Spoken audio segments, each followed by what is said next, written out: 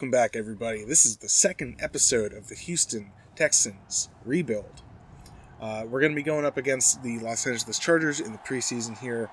We stomped the Chicago Bears last week pretty hard, beat them 73-9. I really liked how both Matlock and Keegan Whitfield felt going into the game. So, hopefully we can keep that charge going and really stun the Chargers here, and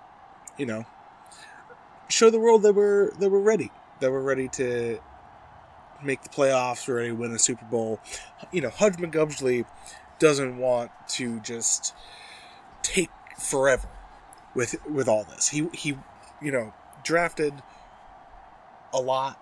He spent a lot of money, both purchasing the team in the first place and then also signing Josh Allen and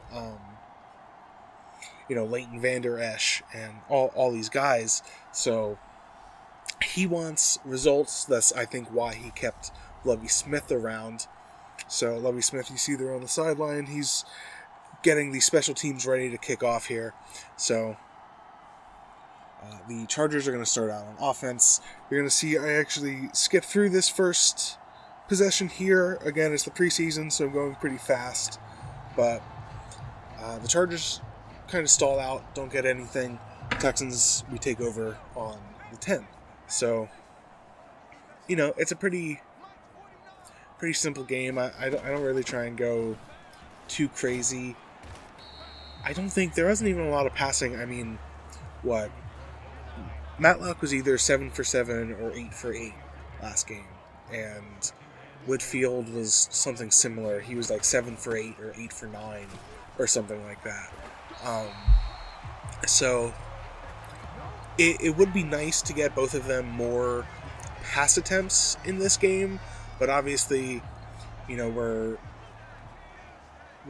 probably going to be a more run-heavy offense, at least to start the season, because Dameon Pierce is our guy. He's one of the higher overall players on the team. Let's take a look at the actual draft class here. Ben Crowder and Devin Brown are probably almost as exciting to me as Keegan Whitfield and Heath Matlock, because give those guys a couple of years and develop them a little bit more, they're going to be forces on the front line and the offensive line in a way that we don't have that. And we have Laramie Tunsil. He's in the last year of his contract, actually, so we're going to have to think about whether or not we're going to want to pay him, because he is a 92 overall. He's going to want to get paid. But he's not the best pass protector, actually, I have seen. So even though he's a really solid player overall, the entire offensive line is pretty just subpar. But Devin Brown and Ben, I'm forgetting his last name already, but those two guys are really going to be our initial core, and we're going to try and scout more this season for guards and tackles and things like that. But of course, Nazir Forbes and LaMichael Smiley. Nazir Forbes was a little bit of a letdown, but LaMichael Smiley sort of made up for that, at least in terms of their overalls. But so I think it was a good draft. Certainly dominated though by the first two picks that we made. So you see here we were doing some small things there that were okay, but we ended up stalling out, had to punt it, and then I simmed. Ooh, Aguilar here. He's actually going to tie the ball game up. So yeah, I simmed the Chargers. They scored pretty easily, actually. It only took a couple minutes, and then we come back and bingo, bango, bongo. One hit. Matlock there hurls it, and Aguilar's got two guys beat, and he's just going to go all the way. So Aggie, I liked him a lot when he was with Philadelphia. I saw him lingering away in free agency, and I'm pretty glad that I picked him up. So we're going to take a look at my awful defense here, though. So basically any tackle that gets made is by the CPU and not by me, and anytime you see a tremendous flopping dive, almost like what Jabril Peppers did there, but he kind of got his ankles broken. Anytime you see something like just really humiliating, that's probably me. Use your controlling. So I actually stick with Trey Flowers here to try and mitigate my own shittiness at defense. But that's not going to stop Justin Herbert. Justin Herbert really just... He spends the whole game just kind of dunking on us, which there's only so much that you can actually do about that, you know. We spent a lot of money upgrading our defense, but it's still not perfect, especially on the line. Same deal with the offense, really. The offense is actually way worse off because instead of spending money upgrading my receivers, I spent a lot of money on, you know, a cornerback, a middle linebacker, an outside linebacker, and a free safety and a strong safety, CJ Gardner-Johnson and Jabril Peppers. So I basically got a whole backfield or a whole secondary, but I said, let the rookie quarterbacks play with the guys that we got. Brandon Cooks is pretty good, but both lines, you know, the offensive line struggles to keep away pressure, and the defensive line struggles to kind of with a little bit of everything. Like, it doesn't really force pressure on quarterbacks as much as you would like. You can see me just flopping with a diving tackle with Peppers there. I don't think that was going to stop the go-ahead touchdown anyway, but... So, we'll take another look at Matlock on offense here. He's got a guy open. He's got Connor. So, pretty nice game there. He's only got... That's just the second completion on the day, but he does have 91 yards and a touchdown. So, spoiler warning for the end of the game, I do actually lose the box score. Not lose the box score, but I had trouble while I was going through the player stats at the end of the game. So I'm actually just going to include the box score for this game next episode, just at the very beginning. So Matlock scrambling again. He's going to try and take a shot here. Tried Cooks, but just... there was too many bodies over there, too much stuff going on. So Matlock here on 3rd and 5. He's got Aggie and Cooks up top. They're streaking, and he just doesn't see Murray Jr. coming right at him, and he gets clocked. So gonna skip ahead again. We do get another stop, thankfully. So it is still just 14-7. Connor gets a nice carry, gets about 4 yards. So I do like using James Conner a lot. I do feel like I didn't make the best trade for Connor, but I do like that I picked him up. Matlock here makes a really bad pass. So he was throwing like off the back foot, basically everything a quarterback should not be doing. And obviously this is more of a user error than Matlock's actual mistake. But he was throwing off the back foot, throwing like across his body, and then, you know, just way overshot his guy and got picked off. So the rookie Eddie Spence here, he's going to actually sit out for, I think, a good portion of the rest of this game with an injury.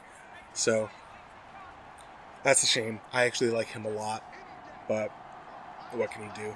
So Flowers getting some pressure there, but the hit gets in a little too late.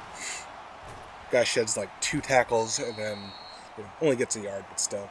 But as you can see, Justin Herbert is just like going pretty crazy right now. What was it, 11 for 14 and almost 200 yards. So even though we've kept the score close up until this point, it kind of felt like it was an eventuality that they would break it wide open. At least we do get a stop here. You know, we don't hold off all the points, but they just get a field goal. So we've still got a chance. We've got a chance to make something happen, which is, you know, pretty good. I was actually pretty pleased to be at, like, still in this position. You know, not necessarily to be down 10, but to be like closer. So Matlock had another great chance to get Aguilar a long touchdown on that PA crossover. I really like that play. You'll find out. But he just overthrew it, which seems to be the tail of the tape for this game. He just was not accurate. He was consistently inaccurate like this. 3rd and 10 pass, Brandon Cooks definitely could have had that one, but it just wasn't meant to be. So we skip ahead again. end of the half, LA does get another touchdown, but Matlock, he's going to try and do something about it. So Aguilar here on the streak, the completion, they take the timeout. It's definitely an interesting first half from the Texans. More bad than good, but enough good for a younger, new face team to look forward to. So Matlock here, he's got 5 out. Nobody in the backfield besides him. He's going to try and take a shot here. He rolls just outside of contact. And he gets the pass over to, I think that was Connor, but it was off his hands. So 4 for 12, 134, 1 TD, 1 interception. Not the best stat line, but not the worst by far. So we got the slants again. Nico Collins has been very impressive so far through the first 2 games. Houston calls their second timeout. They still got a little bit of time and one more timeout to work with, but they really need to get some big yards. So we'll see the snap here. Aguilar breaks, and I thought this was going to be intercepted, but he catches it and he's in for the touchdown. So definitely very exciting to see Aguilar putting on this kind of show. I actually don't know at this point if LA is still playing their starters. I assume they are, just because of how the computers work. I'm playing most of my starters still, because even if you try and make changes, the computer says like, nah, fuck that. But anyway, we take over with the backups now in the second half. James Conner handed the ball by Keegan Whitfield. He gets about 5 yards. So, like I said, I was pretty excited to be only down a touchdown after the second half. I know the Chargers aren't the best team, but they're definitely a better team, or a more established team at this point in time. So that was a read option there. Hawkins only gets, they say 3 yards, but I thought it was 2nd and 5, so we'll say 2 or 3. So Whitfield here, he's got a 3rd and 3 of his own. A lot of 3rd and shorts, 3rd and mediums today. So he gets the pass to Collins, and Collins just takes a beautiful angle here. He makes his first man miss, and then the other defender just can't catch up to him in time. So does a little funky little dance. Cameraman still not even looking at him. Got a good replay here. Like I said, he makes space away from number 24 here, takes an angle. 24 tried to dive after him, but couldn't get his ankles or anything, and then there was just nobody else close enough. But that doesn't last for long. We're not tied for very long, as the Chargers almost immediately take the ball down and score again. It is the preseason, so I am playing, I think I mentioned this last time, I'm playing mostly offense, just because I'm better at offense in general. Hawkins here with a pretty nice run, gets about 8 or 9 yards in the first. So, to make the game sort of go faster, I was playing mostly offense. I was just fast simulating over defensive possession, or the opponent's offensive possessions and things like that. And as the regular season progresses, I do change that. Not necessarily. I still am a lot more offensively focused, but I do pull back and try and play some like bigger defensive possessions. But Whitfield here on the read option really shows what he can do running. He's not an explosive runner, but when he makes the right read and gets blocks, he can put up a 30 or 40 yard run pretty easily. So he did have the one short scramble last week for a touchdown, but now he shows that he can gain yards as opposed to just finishing off a longer drive. So call a quick audible. Didn't really like how that looked up, but Connor, he just gets wrapped up pretty quickly for just a yard. So still, things look pretty good right now. The defense can't stop the Chargers worth a damn, but the Texans' offense is at least made it close through most of 3 quarters. So Hawkins with another handoff, he takes a nice little angle, and he does get the first down again on that. I don't remember. It was 2nd and 7, 2nd and 8, or something like that. So Javion Hawkins again, he's putting in a good. He's putting in a good showcase as to why he should be the 3rd string running back this season. He's only like a 60-something overall. He's not very highly rated, but he does feel pretty good to control as like an elusive running back, as opposed to Dameon Pierce's more heavy-hitting style. So Whitfield scrambling on the play here. He's going to take a shot for John Ross, but John Ross, again, just had too many bodies on him. Whitfield, that was only his second pass attempt. He's got 68 yards and a touchdown. Definitely started off this game better than he finished it. So Hawkins tries to run up the gut and gets about 5 yards. 5 for 30 for Hawkins is a pretty decent showing, to be honest. Like I said, I do enjoy the feel running with Javion Hawkins. So we got 3 up top for the Texans. Whitfield's calling some audible action, and just couldn't get rid of it. Couldn't find the right receiver before he got hit, unfortunately. But thankfully, it wasn't called a fumble or anything like that. So Levy Smith on the sideline looking pissed at just about everybody involved in that play. So we're gonna skip ahead. Unfortunately, although we get a field goal, the Chargers score again, and so we are down 11 points. Connor tries to go to the outside. He only gets about 8 here. But 11 for 51 for Connor. He's also feeling good to control. I think I said this earlier, but I am glad that I traded for him, and it does feel good to be playing with him. Whitfield rolling out right again. He finds John Ross. This one actually gets called back for a flag. Whitfield snaps the ball again, and he takes a shot for Collins deep now. But Collins, he doesn't really have a beat on anybody. And that one could have bounced the wrong way. That could have even been intercepted. But thankfully, it was not. So 3rd and 2, like I said, a lot of 3rd and shorts today for Houston Texans. But Whitfield, he's just going to roll out of the pocket. He likes rolling to the right. Took a shot for Collins. That could have been like way out of reach. But Collins reached it in time. He fell down, just grabbing it, and got the game. So he's got over 100 yards as well. And just 3 receptions. So liking what we see from Nico Collins. Whitfield back again, and he found Hawkins, but this is going to be a flag. This is actually going to be a passer, roughing the passer. Yeah. So instead of being on the 37, they're going to get 15 yards, go up to LA's 22. Very integral moment for Whitfield now. It's the 4th quarter. They're down by 11. But if they score this and they're down only 4, that's within reach. So Hawkins here with the run. It's just 2 yards, so it's 2nd and 8. Sidelines the Jamie Rodriguez, the offensive coordinator, is actually meeting with the defensive players. He's talking to them, I assume, about LA's offensive scheme, something having to do with that. So Whitfield in the back again. He's going to try and hand it off. 2nd time. Hawkins gets down pretty close. He's at the 3rd and 3.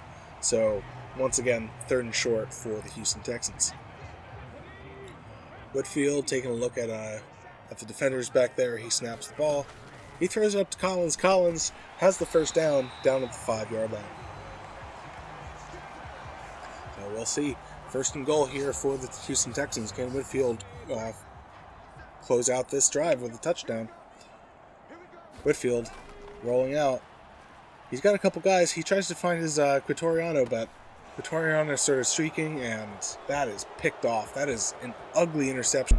There's nobody there, and that is returned for a pick 6. I do end up choosing to sim to the end of the game.